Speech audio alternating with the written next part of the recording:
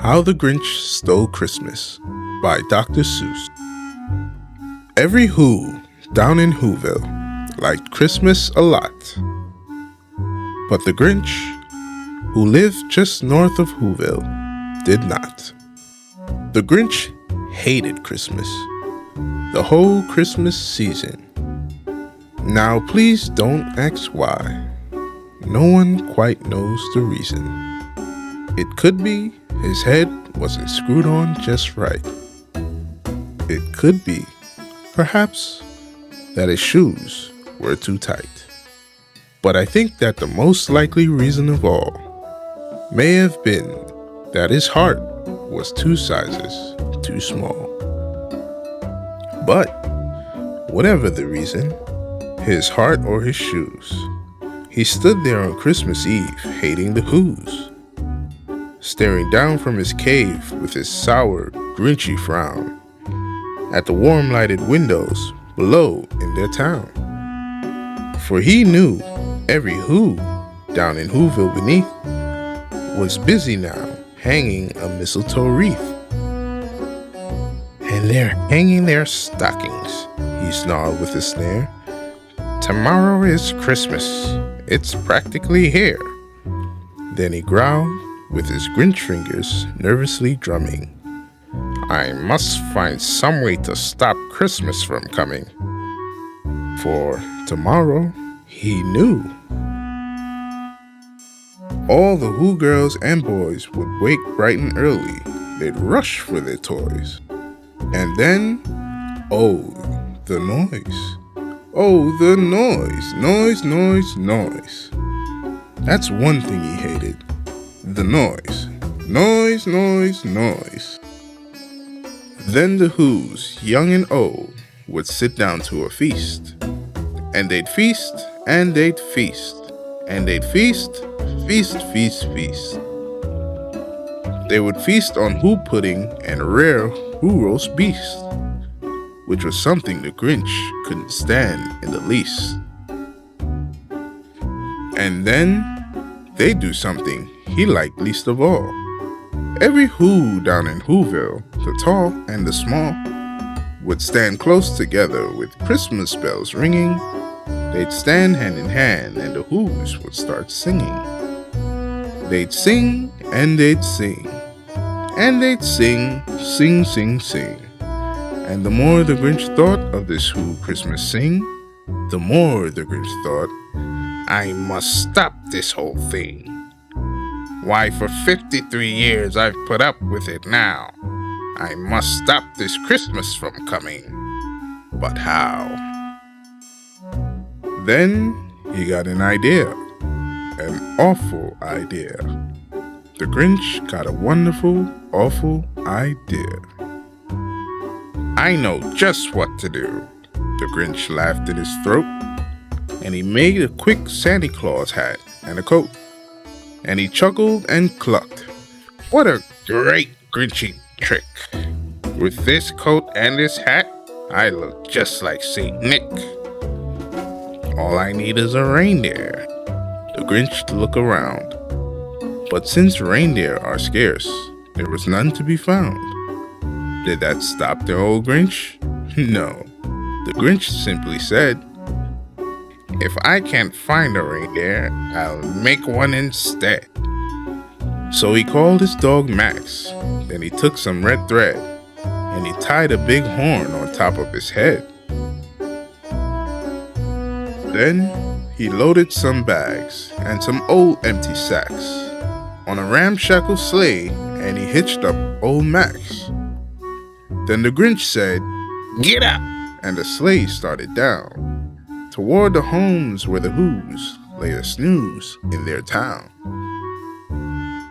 All their windows were dark, quiet snow filled the air. All the Who's were all dreaming sweet dreams without care. When he came to the first little house on the square. This is stop number 1, the old Grinchy Claus hissed, and he climbed to the roof, empty bags in his fist. Then he slid down the chimney, a rather tight pinch, but if Santa could do it, Then so could the Grinch. He got stuck only once, for a moment or two. Then he stuck his head out of the fireplace flue, where the little Who stockings all hung in a row. "These stockings," he grinned, "are the first things to go." Then he slithered and slunk, with a smile most unpleasant, around the whole room, and he took every present. Pop guns and bicycles, roller skates, drums, checkerboards, tricycles, popcorn, and plums. And he stuffed them in bags. Then the Grinch, very nimbly, stuffed all the bags one by one up the chimbley. Then he slunk to the icebox. He took the Who's feast. He took the Who pudding. He took the roast beast. He cleaned out the icebox as quick as a flash. Why, that Grinch even took their last can of Who hash. Then he stuffed all the food up the chimney with glee. "And now," grinned the Grinch, "I will stuff up the tree." And the Grinch grabbed the tree and he started to shove, when he heard a small sound like the coo of a dove. He turned around fast and he saw a small Who, little Cindy Lou Who was not more than 2. The Grinch had been caught by this tiny Who daughter, who got out of bed for a cup of cold water. She stared at the Grinch and said, "Santa Claus, why? Why are you taking our Christmas tree? Why?" But, you know, that old Grinch was so smart and so slick. He thought up a lie, and he thought it up quick. "Why, my sweet little tot," the fake Santa Claus lied, "there's a light on this tree that won't light on one side. So I'm taking it home to my workshop, my dear. I'll fix it up there, and I'll bring it back here." And his fib fooled the child.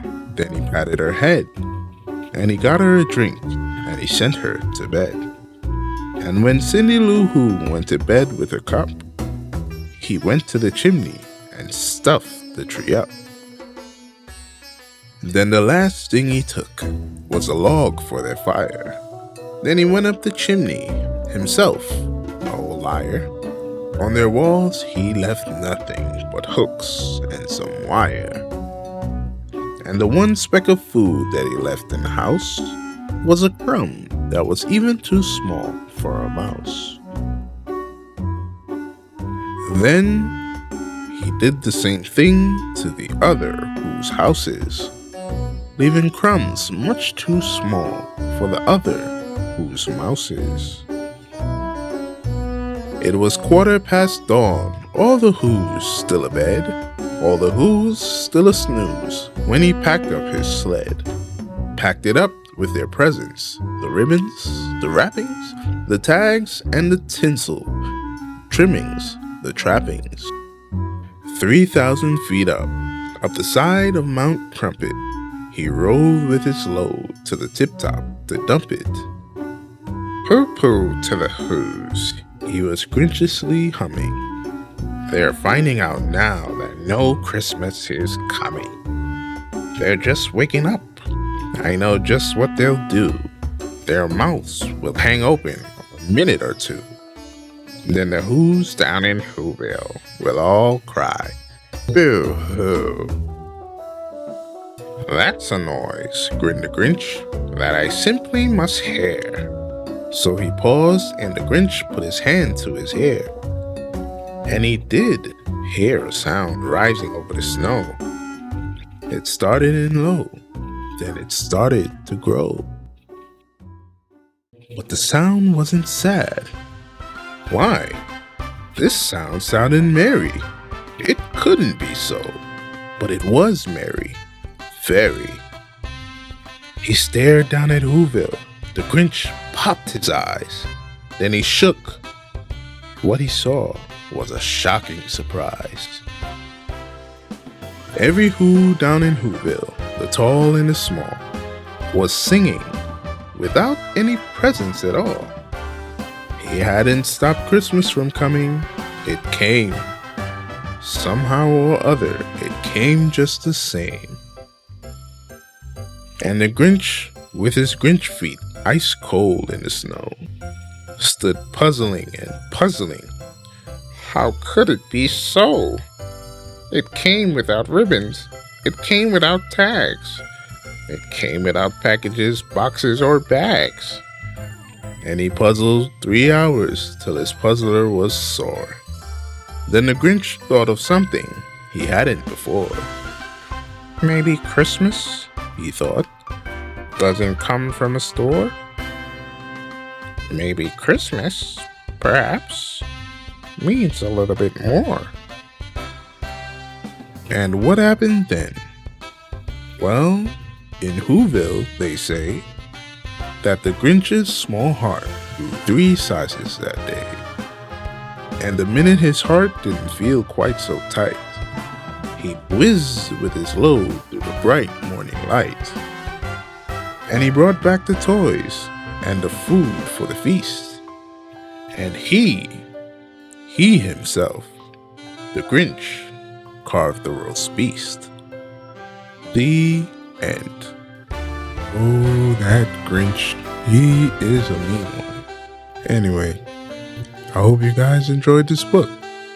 Happy holidays, and keep on reading, and I'll see you guys next time.